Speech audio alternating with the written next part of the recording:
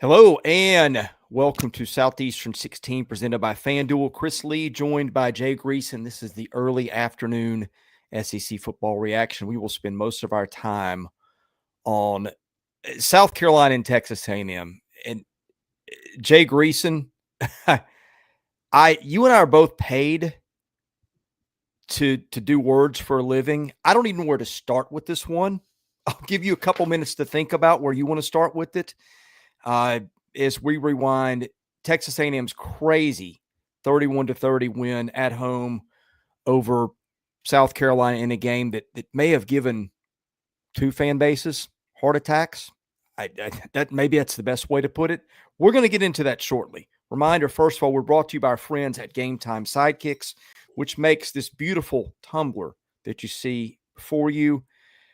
They make stainless steel sippy cups, tumblers, 40-ounce bottles, shaker cups, stainless steel drinkware, officially licensed, all SEC schools, 350 other universities. SE16 gets you 20% off your entire order at GameTimeSidekicks.com.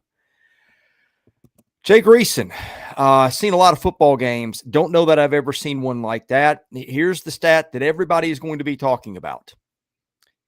Since 2004, in the Southeastern Conference, its teams were 286, or excuse me, 0-286 when trailing by 27 or more. That record now 1-286. I cannot imagine the bus ride home or the plane ride home if you're South Carolina. And I just wonder how many Texas A&M fans turned this thing off and are going to find out well after the fact that their team won. All right. You're right. We make our living with words. And I'm going to start with a rule I had in more than 2 decades as a sports editor, because I thought it was cliched and trite and a whole lot of young writers would use it. I never wanted to read a lead to a story that quoted or that paraphrased Charles Dickens' great lead into A Tale of Two Cities, where it was the best of times, it was the worst of times. And in a football parlance, it is always used as it was a tale of two halves. But holy bleep, man. Holy cow.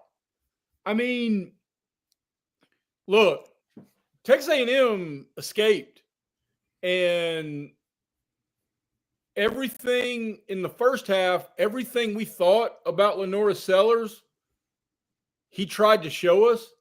And every question we had about Marcel Reed, he tried to bring back into the conversation.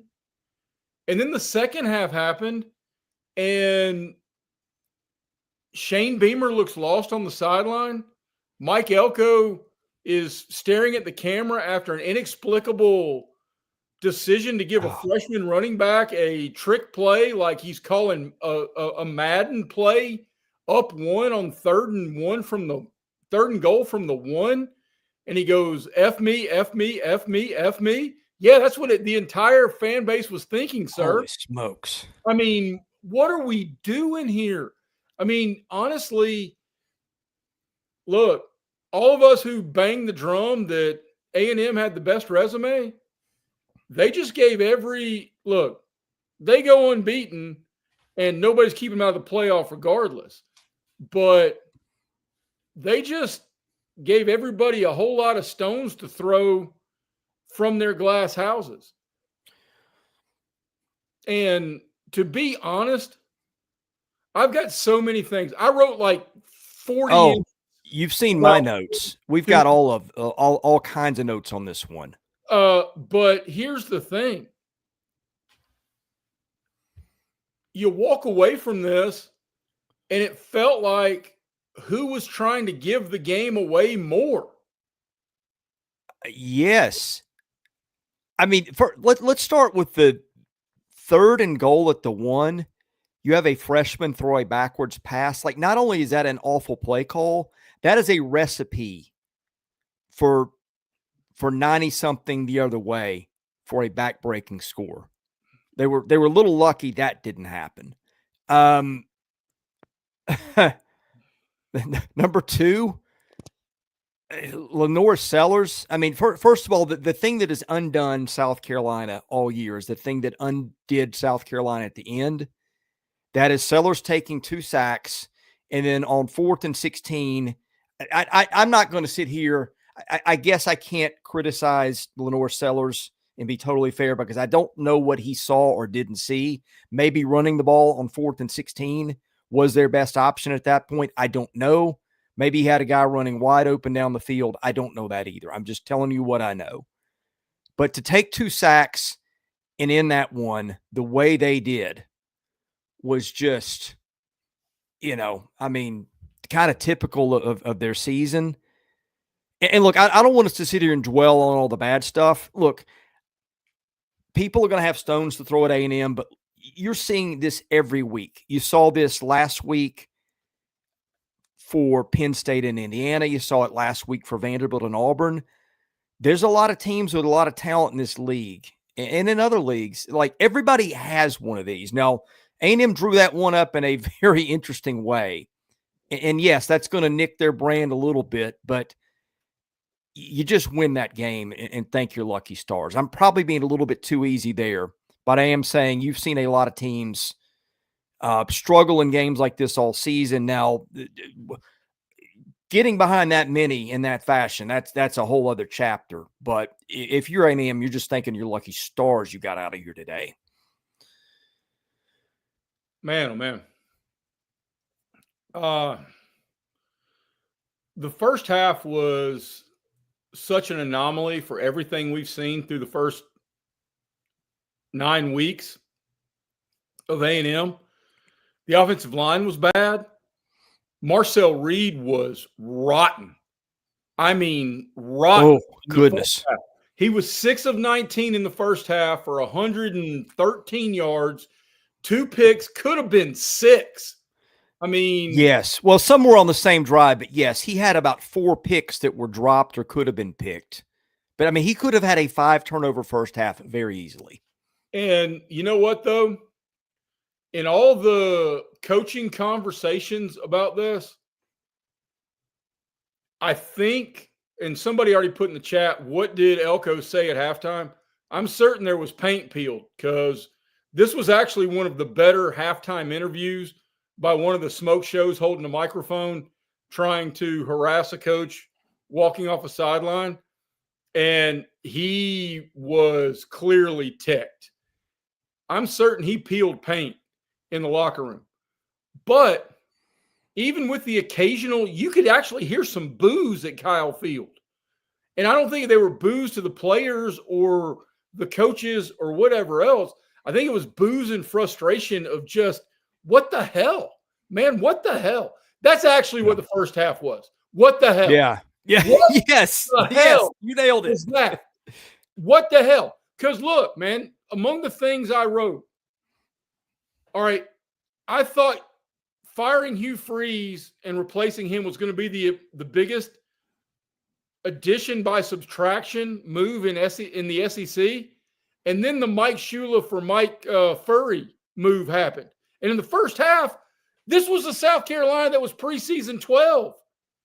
I mean, what the hell, Mike Shula? What the hell? Yeah. Then I also looked, and I couldn't help but on that one play, when Nick Harbor turned an 8-yard curl into an 80-yard touchdown on a field with elite athletes, I couldn't help but think, the good Lord looked at Mr. and Mrs. Harbor and said, I'm going to give you an 8-figure athletic son. And what are you doing? Nick Harbor should be right there with Jeremiah Smith and Ryan Williams and Cam Coleman. And that guy is so freakishly good. I don't understand how he's not doing this every week. Is that Mike Shula? Is that on Nick Harbor? Is that on trying to put all of this on Lenora Sellers' plate? I don't know. But what the hell? What the hell? I mean, oh my gosh, man. Well, and like even when Sellers was good in the first half, the pick was awful. The guy was covered up. He threw it over his head, made an easy play for the safety, and A&M figured out a way not to score on the ensuing drive. Marcel Reed was beyond awful, like you said. You had 2 explosive pass plays from Sellers. Like, I don't get it with Sellers. Like, he can throw one on the money 50 yards down the field, hit a guy in stride. And like, maybe the play in the second half, like, I think they were still ahead. He had, I think, a slant over the middle. Nobody within 10 yards of the receiver. It was 10 yards in front of him, and he threw it behind him. Like, I don't understand. He's got this ability to make sometimes these long touchdown throws and miss the one that's right in front of them. I mean, it was like the best and the worst of Lenore Sellers in one game. Also, Marcel Reed says hello there because the stat splits at over 300 yards passing the second half. Again, should have had 5 turnovers in the first half, but they just got the ball to their playmakers and let them make plays. And the only thing that was kind of consistent from the start to the finish, Cassius Howell owned the first 5 or 10 minutes of that game. And in the end, A&M's defensive line and its pass rush was the thing that sealed the game for the Aggies. Well, I would answer that Dylan Stewart would like a word about who owned. Well, Dylan Stewart owned the rest of the first half. Absolutely, he did. Yeah. And so, I mean,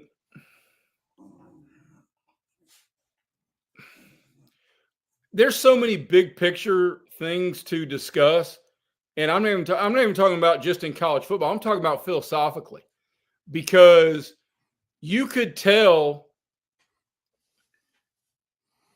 South Carolina went into a 4 corners offense. They were trying to slow roll this after building a 30-3 lead, and it allowed all of this craziness. Well, at least it allowed in part that, and Marcel Reed saying, all right, look, the biggest moment of the game and potentially the biggest moment of the season, if Texas A&M is going to have national championship potential, possibility, contention. And I'm not saying they don't. I 100% know they're there. In a million years, I'm not saying they shouldn't be there. But I'm talking about the rest of the dominoes that have to fall. The biggest moment of the season, Chris, had nothing to do on the field. 30-3, they come out, they drive down. He hits like their 4th or 5th best passing option for that first touchdown early in the 3rd quarter. And they showed it just for a second on the ABC broadcast. Marcel Reed gets before they even kick the ball off again. Marcel Reed gets everybody on the offense on the sideline, and he's chewing ass. And he gets them in there, and they do a cheer, and because they know the stakes here. They know the stakes because I saw something posted on social media that if A&M had lost this game with tiebreakers and Georgia had won, A&M was going to be on the outside looking in the SEC championship game. Yeah. Yeah.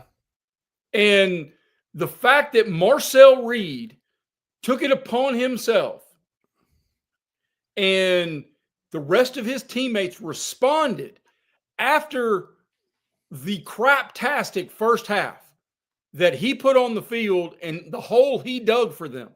Because look, yes, A&M had some drop balls. Yes, they gave up a couple of big plays. Will Lee, you're going to have to button down some. Oh, he had a bad day. Yeah. Yeah, because you had the big pass interference and you got burnt. You got toasted on a go route. But the 30-3 was primarily on Marcel Reed. They score 1 touchdown and everybody's rallying around that guy. I mean, think about it, how many other schools know that? I mean, hell, man, Garrett Nussmeier was potential round 1, pick 1, and LSU's got a quarterback controversy. There was no doubt who Texas A&M's guy was. And when you've got your guy, you've got a chance. Yeah. Does Marcel Reed's stock go up or down in your eyes after today? draftability, Heisman ability, or the guy I mean, just the kind of season he's having. I'm not talking about pro stuff. Maybe Heisman contention, that kind of thing. He shot himself in the foot when Fernando Mendoza goes 22 of 24 at the last I saw for 299, and they're boat racing Wisconsin. And look, we can all firmly agree that the SEC is the best league in college football, but we also have to firmly agree that us saying the SEC beating on the SEC is not a similar argument across conferences. Whether that's the ACC, 100%. And that, Jay, people do not understand that. I don't know why. Wisconsin. And Wisconsin's on par with South Carolina. So, no. Carolina's better. Marginally. Carolina's 3-7, bro. Yeah, look who they play. Yeah, and they escaped South Carolina State. Escaped. Well, okay. It'd be a touchdown game, but I mean, what are we arguing here, right? Hey, I agree with Jerome Durham right there. Beamer rode the momentum of a bye week and a great first half, and then he went fetal position in the second half. Yeah. Well, and back to the whole, why didn't you change your offensive coaching design ahead of today? Begs a lot of questions because, again, they were – and then why did you do what you did, go into a shell? Begs a lot of questions. There's been some texts like, will Beamer survive this? I didn't get the sense Shane Beamer was on the hot seat or should be on the hot seat. I don't think you throw out the good he's done there, where he brought the program from, because it's been a nightmare season. I'm not there with coaches, but man, I get people being pissed off, and boy, they are. And well, they should be. I mean, look, with expectation comes the privilege of pressure, because if you're feeling pressure, that means you've done something to get to a point that people are paying attention to you. So that's a great thing. That's an accomplishment.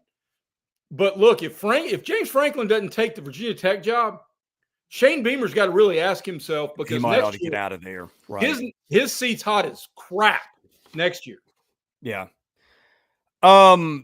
We've got LSU and Arkansas coming down the wire. We'll finish this one up in just a minute. But reminder before we do, we are also brought to you by the Yearly Company. Guys, get your Christmas shopping done ahead of time. Go to the Yearly Company, which is a Nashville-based fine jewelry brand built on tradition, designed for meaning, each piece handcrafted from solid 14-karat gold and natural gemstones, made to measure for a perfect fit, backed by a lifetime guarantee. Every Yearly Company bangle is custom sized, so knowing your size is the most important first step before ordering. That's where the sizing kit comes in. Code SE16KIT will take 100% off the sizing kit at checkout. Also brought to you by our friends at ROKFORM, which make the world's strongest magnetic phone case. I think A&M and South Carolina fans both wanted to throw their phone for different reasons in the last 5 minutes. I hope you didn't, but if you did, I hope you had ROKFORM, because boy, is that good protection for your phone. I've dropped mine more times than I can count. It's like nothing ever happens. Extreme protection, super strong magnets, Rock Lock secure mounting, SEC 25 gets you 25% off your entire order at ROKFORM.com. We've got LSU. I think I just saw a Harlem Berry slide inside the 5. Looked like one of those pick up a first down and go down to keep Arkansas from having a chance. It looks like, if I've read it correctly, LSU about to escape. Yeah, that's what happened with the 1-point win over Arkansas. We'll get to that in a minute. Trying to just sort through my notes because, man, there were so many of them. Just the way that A&M came out in the second half, I think, again, that, the explosiveness of their guys. Mario Craver didn't have a big day, but Ashton Bethel-Roman had a huge day, maybe the biggest play of the game. They're backed up. They've scored 2 touchdowns. They're backed up to their one after the punt. And Reed just hits Ashton Bethel-Roman over the middle for 75. He nearly outran 3 DBs. It looked like he might have cramped on that play. But anyway, that was the big play. They hit a tight end for the score later. That's the one. That's the possession that made it 30-24. A&M was still trailing, but that's the one where, okay, they give up 2 touchdowns. And Carolina's got a chance to flip it back with field position, and then that one throw just opened it right back open. Well, Chris, you're missing the play that saved A&M season. Okay. It's 4th and 12, and Marcel Reed runs for 16 yards. Okay. And I believe that's on the first touchdown drive of the third quarter. Yeah. And that leads to 30-10. Because if you don't get that, you lose. But because it is 30. Well, there were many of those today. Yeah. And you want to know who needs to send flowers to the rest of his teammates? Randy Boyd, you need to get a little better than this, brother. Oh my goodness. Randy Bond. Yeah, Randy Bond. Yeah. Randy Boyd. I'm sorry. That's a guy. I think he's a congressman in our state, isn't he? Well, I don't think he's the congressman. I think he's the president of the University of Tennessee system. Oh, maybe that's what it is. I knew the name. A handful of years ago. Right. He called my son wanting him to go to Tennessee. Oh, okay. But look, there are a handful of things before we get to LSU, Arkansas. Look, big picture, I love big defensive linemen who wear the numbers of quarterbacks and offensive skill position guys. Those guys are always badasses. Always. Yeah. I mean, I also have a big picture question about why do we not call targeting on offensive players more? Because the Texas A&M tight end who trucked a South Carolina defensive back, and again, we can pick nits about officiating all we want to, and I got one more about that, not to get too deep down the rabbit hole, but I'm just talking about in a big picture perception. If we're going to get targeting out of it, if the offensive guy lowers his head, that's targeting, right? My understanding of the rule, that is targeting. And then, I mean, you would think the other one is, you mentioned Bethel Roman, and that dude was money because the star A&M wide receivers had a monster case of the drops early. Oh my goodness. Concepcion. I mean, as bad as Reed was, the stat line gets helped out a little bit if one that hits Concepcion in the hands in the end zone. Like, that couldn't have been thrown better. The game feels a little different at halftime. Not that Reed played well, but that would have offset things a bit. But the go route that Bethel Roman caught down the middle of the field, I don't recall a play that really looked dicey where I've seen as fewer replays of. We saw that play once, and that was in real time.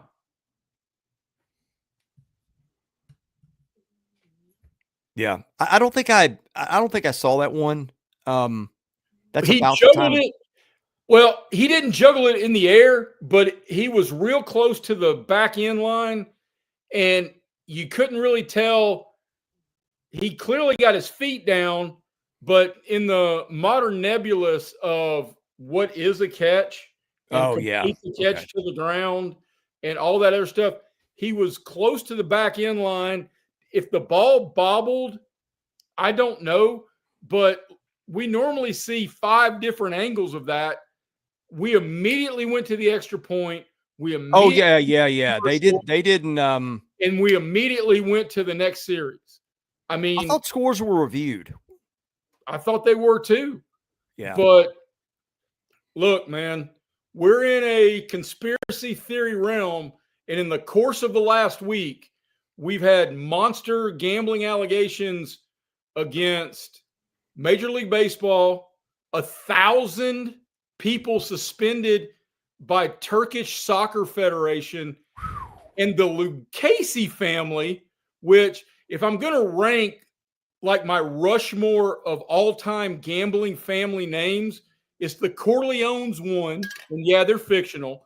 It's the Sopranos 2, again, fictional. The Gambinis 3, and then probably the Lucchese's, and those last 2 are real.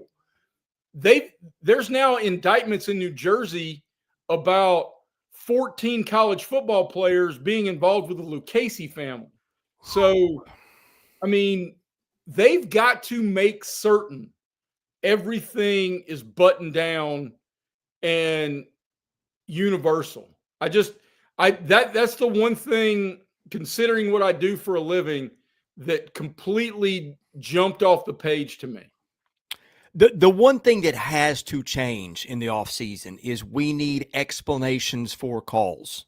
We need transparency in the replay. We do, and I think we need, in certain instances, an official available at a press conference if requested. I just think, like, again, sometimes look, we live in an instant reaction world, and there's sometimes the world just goes nuts in real time on social media over a call. And I'll watch it and I'll go, you know what? Either they got the call right, or I can see where they were coming from. If you slow down and watch a play for 7 or 8 times, sometimes you see that. Sometimes the call just stinks. But there are times that I've seen that, and that would help the officials, I think, tremendously, saying, okay, this is what we saw. And this is why we ruled it the way we did. Even if you don't agree with it, at least you get some sense of what the officials are thinking. And that is overdue, long overdue. At least tell us what you ruled and why. So anyway, you've heard that from me before.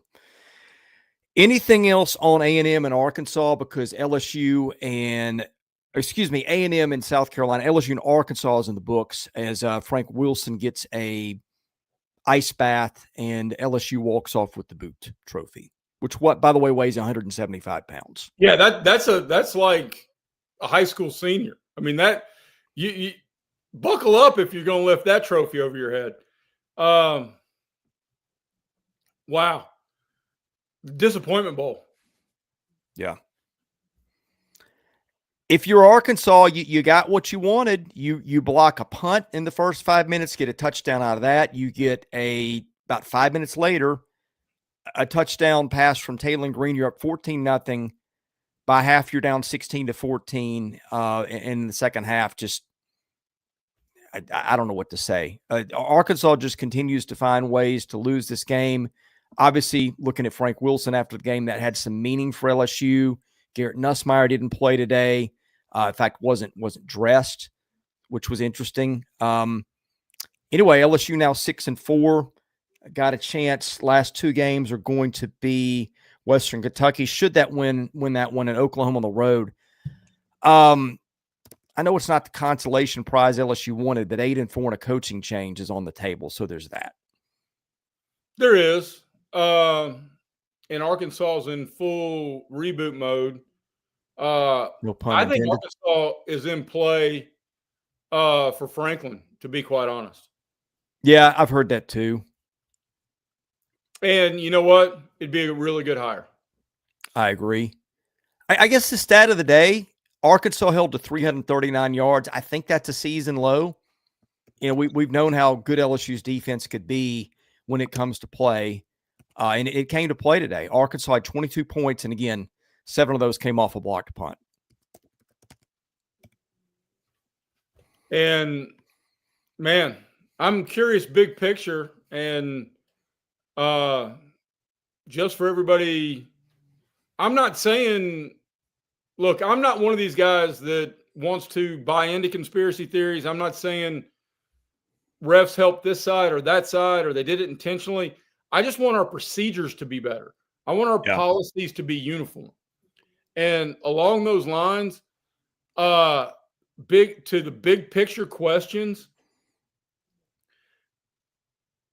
I'm curious which quarterback cost himself more money, NFL money, mind you, because I'm gonna end this with something I heard from somebody I know who I trust in matters like this. But Taylor Green, Garrett Nussmeier, Lenora Sellers, who cost themselves more money this year? NFL money. Probably Nussmeier. I think so, but too. I do think, well. And to be fair, Sellers couldn't come out. So. Yeah. I mean, Nussmeier's is not all him. And the same can be said for Sellers in a way, too, in that it's offensive line. But, I mean, some of Sellers' throws are just so far off on easy throws.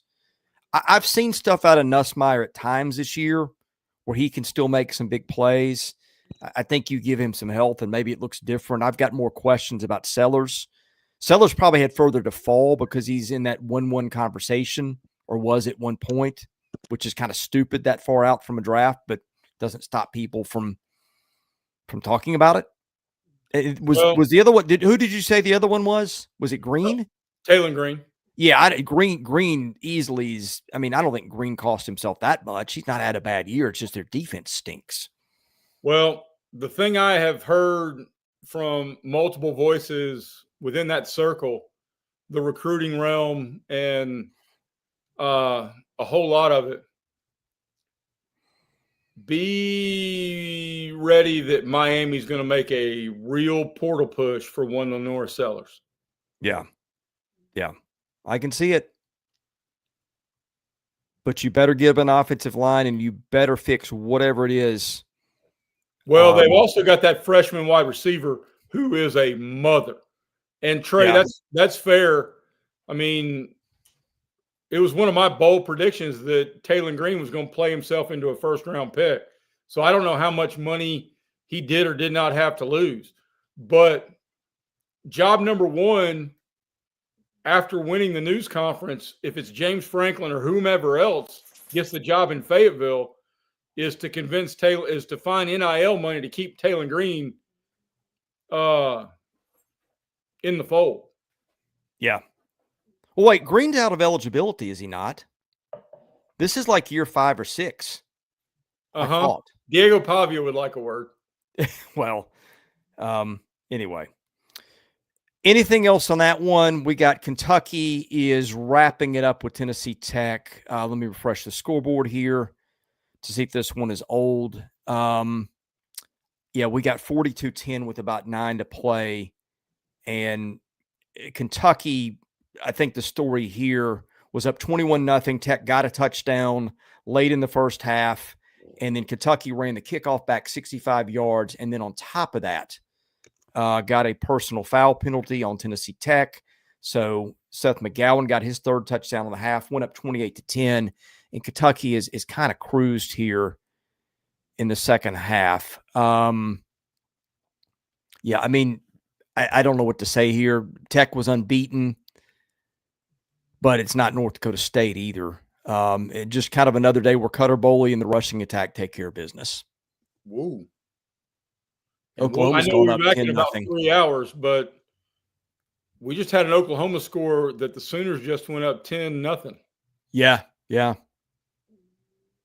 So that could get interesting.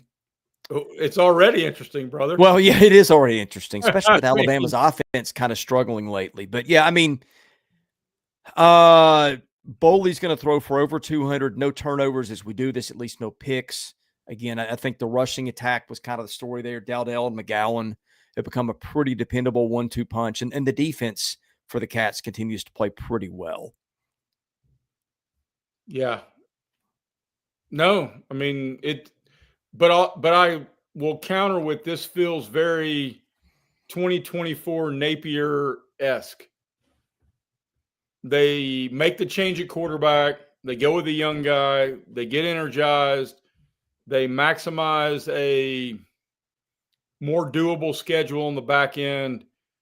Is it false hope? I don't know. If you want Kentucky football to do what Texas A&M has done and gone from being a member of the league to being a contender in the league, I don't think Mark Stoops can do that. Yeah. That's my opinion. But by the way, keep an eye on Lane Kiffin's press conference today, because I think that Ole Miss situation is about to get really interesting. That's been the chatter. Hey, there's some drama going on, and I'm not saying. Look, there are a whole lot of things that move lines. That line has moved from like 16.5 to 11.5. Whoa, goodness! Check it out on FanDuel right now while I'm soliloquying. Because I will do that. I don't know what's going on, but the chatter and the conversation points behind the scenes,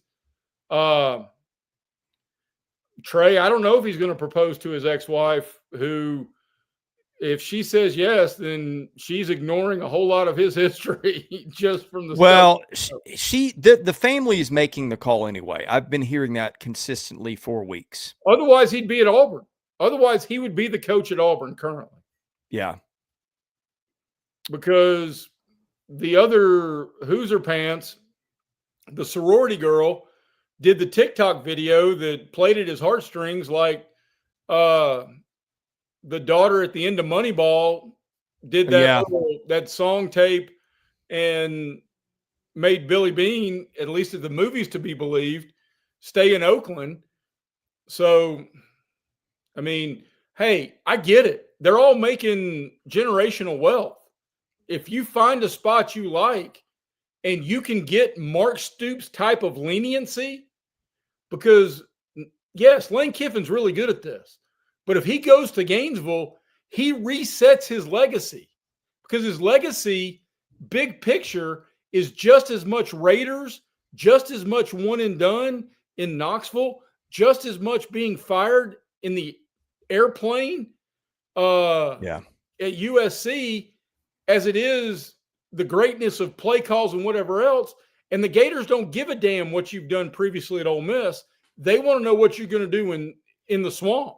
So if you build up some street cred and can get to a playoff, I don't know why he would leave. Because Ole Miss is – did you hear the stories that Elko is now about to be agreed to an extension? Got extended, yeah. Yeah. And he's going to be about to be a top 5 paid coach in the country. Yeah. Well, Kiffin will pass him in a heartbeat. 11.5 on FanDuel.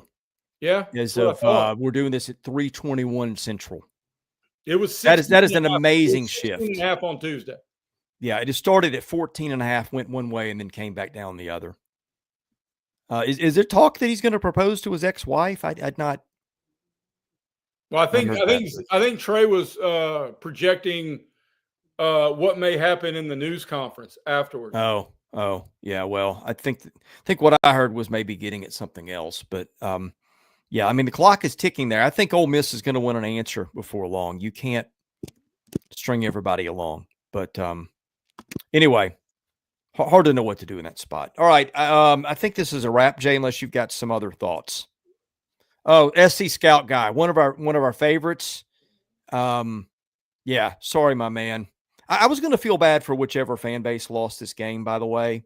A&M had a lot more to play for, but that's one way to lose a game. And Bo, congratulations, Bo, one of our longtime Aggie guys here, said 6 years, $11 million a year for Elko, I would presume. So,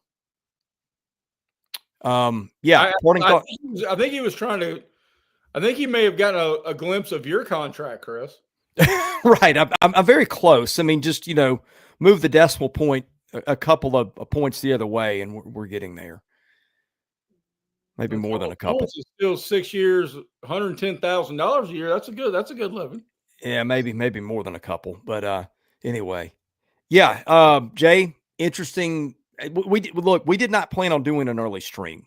We were going to wait and do the afternoon games with these. But hey, when you get a game like A&M and Carolina had today, you do your own stream for that, because we had plenty to talk about. And that is going to be one of those games that I think both fan bases are going to remember for a long, long, long time for different reasons. And I will say this.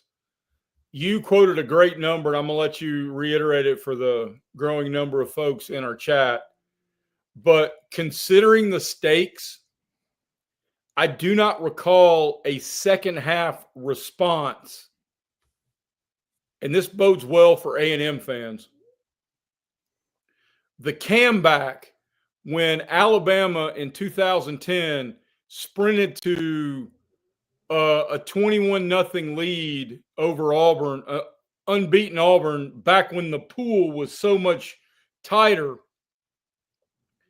And it ended up getting to 27-7. And Auburn comes charging back in the second half. That was the flipped script comparison that jumped into my mind in watching this game. Yeah. No, that there's probably a few, but I think this one kind of stands on its own. Again, if you didn't hear the stat, SEC teams were 0-286 when trailing by 27 or more coming in today, dating back to 2004. That number now 1-286. Congratulations to Texas A&M on your victory.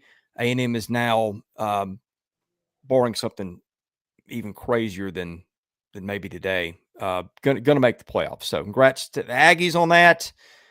It's for South Carolina, boy. Yeah, got no words there. But anyway, we'll have more words. We'll come back later with a couple more streams today after the Oklahoma-Alabama game is over. And then the nightcap, we've also got Tennessee-New Mexico State going as we speak. For Jay Greeson, I'm Chris Lee. God bless you. Have a great rest of your day. Thanks for watching Southeastern 16, presented by FanDuel.